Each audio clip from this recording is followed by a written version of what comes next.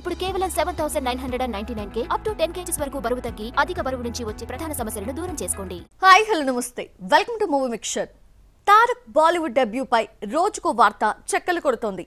War 2 shoot కి young tiger ఎప్పుడు attend అవుతాడు అన్న చర్చ జరుగుతోంది. అయితే ఈ కామెంట్స్ కి చెక్ పెట్టబోతున్నాడు తారక్. ఈ నెల ద్వితీయార్థం వార్ 2 సెట్స్ లో అడుగు పెట్టేందుకు ముహూర్తం ఫిక్స్ చేశారు.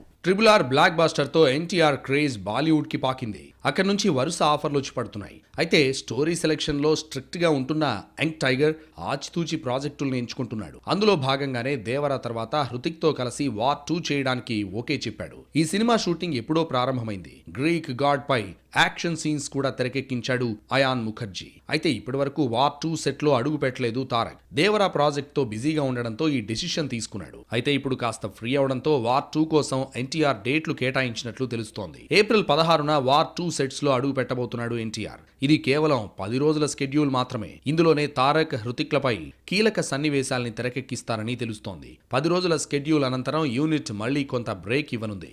ఈ టైంలో తారక్ దేవర మిగతా భాగం షూటింగ్ పూర్తి చేస్తాడు. దీంతో దేవర షూట్ దాదాపు క్లైమాక్స్ కొచ్చేస్తుంది. బహుశా అదే చివరి స్కెడ్యూల్ అయ్యే అవకాశం ఉంది. ఆ తర్వాత వార్ 2 షూట్లోనే తారక్ పూర్తి స్థాయిలో పాల్గొంటాడని తెలుస్తోంది. వార్ 2లో రా ఏజెంట్ పాత్రలో తారక్ నటిస్తున్నట్లు మొన్నటి వరకు ప్రచారం జరుగుతోంది. తాజాగా అప్డేట్ చూస్తే హృతిక్ తరహాలోనే స్పై పాత్రలో ఎన్టీఆర్ కనిపించబోతున్నాడట. ఇందులో తారక్ సరసన ఓ హీరోయిన్ ఉంటుందట.